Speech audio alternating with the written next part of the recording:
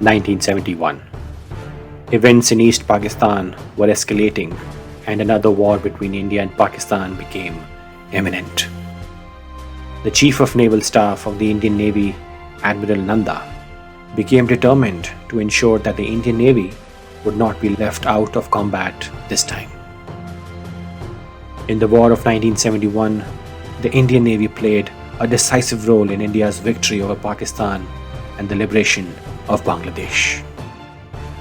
This video series goes into the details of the planning and operations conducted by the Indian Navy during the 1971 war between India and Pakistan. Planning phase. Changing the Navy mindset. The Indian Navy did not participate in the previous wars fought between India and Pakistan and during the Second War of India and Pakistan in 1965, where the Indian Navy was in a defensive posture and was not expected to carry out any operations during the war. Pakistan Navy took advantage of this scenario and executed a surprise attack on various Indian ports. This attack did a lot of damage to the prestige and morale of the Indian Navy.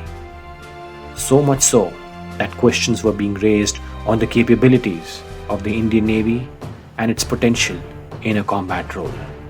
Admiral Nanda had taken upon himself to prove all the critics of the Indian Navy wrong. He asked his planners to conduct a thorough threat and capability analysis of the enemy, create a strategy for its operations during the upcoming war. The core intent was to look at opportunities on how the Indian Navy can take the battle to the enemy in a more offensive role.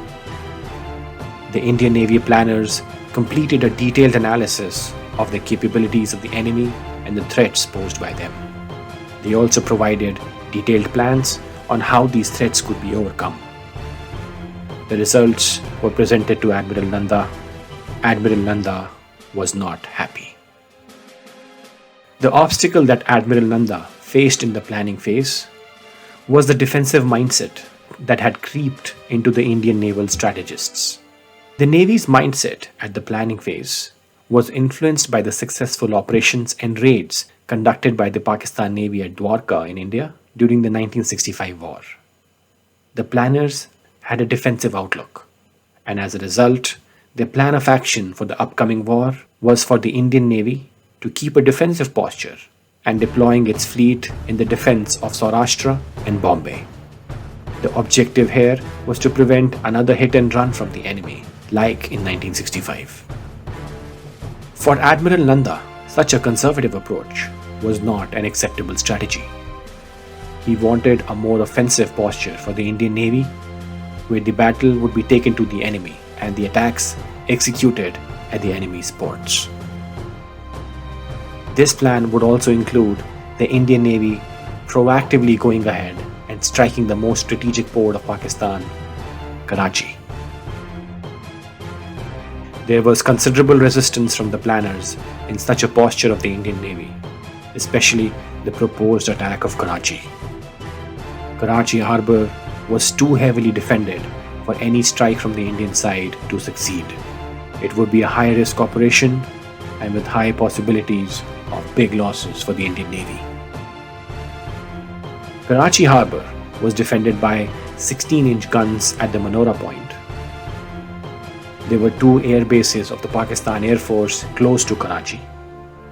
This, along with Pakistan warships and submarines that could be deployed along a specific perimeter to protect Karachi.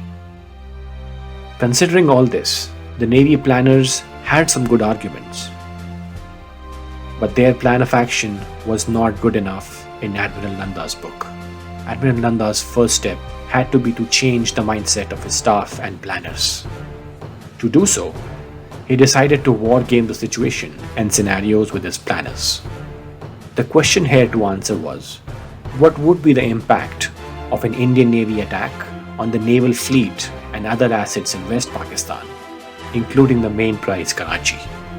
This included wargaming various ways the Indian Navy could execute an attack on West Pakistan and assessing the probable wins and losses in each scenario. And and thereafter, the possible response and counteraction capabilities of the Pakistan Navy in the West. In the war game, it was concluded that since Karachi was such a heavily defended and fortified target, the only way to breach the defenses of Karachi and execute a successful raid at the harbour would be through the element of surprise. If surprise was achieved by the Indian side, they would be able to breach the Karachi defenses and destroy many high-value targets of the Pakistan Navy. But once the attack was initiated and the advantage from the element of surprise is gone, the Pakistan side would pursue the attacking formations with all that it has got. The biggest threat in this case would come from the Pakistan Air Force in close vicinity. With the news of an Indian attack on Karachi, the Pakistan Air Force would quickly scramble its jets to engage the Indian attacking fleet. The only caveat in this case was that the Pakistan Air Force assets near Karachi, they had a big gap. They did not have night strike capability at sea. The Indian side determined that an offensive in the close vicinity of Karachi, if launched at night time, would provide sufficient protection against Pakistan Air Force on their way back. The plan in this case would be to essentially start sail at dusk on D-Day, reach the point of attack by midnight, execute the attack, and sail out of the range of the Pakistan Air Force jets by dawn on D+1 day. The Pakistan Air Force jets' range was around 150 nautical miles. A major advantage of a successful attack would be that after that, the Pakistan naval fleet would be tied up in the defense of Karachi itself. The most that they would be able to achieve would be sporadic raids on the Indian side. This would greatly limit Pakistan Navy's role and their impact during the war. This would more or less neutralize the naval threat from Pakistan, and with the Indian Navy dominating the seas, the Indian overall plan to impose blockade on Pakistan could easily be executed. With such a blockade, West Pakistan would not be able to reinforce their forces under attack on the eastern side.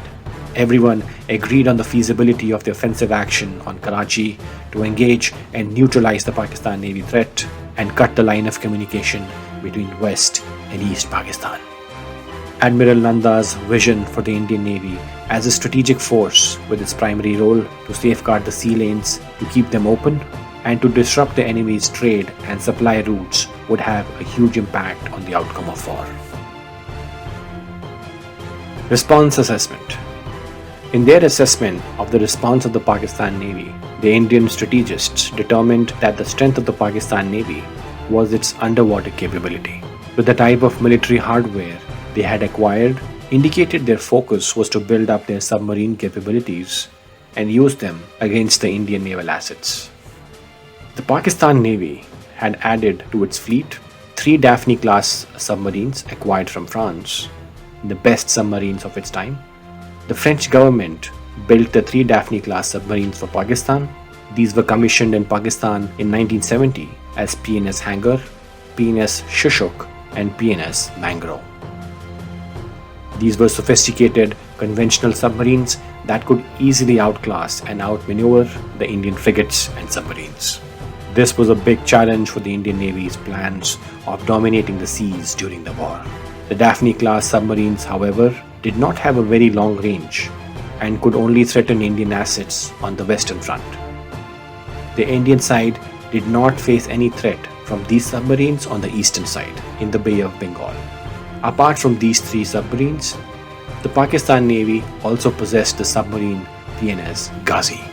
This submarine could be leveraged for its long-range operations.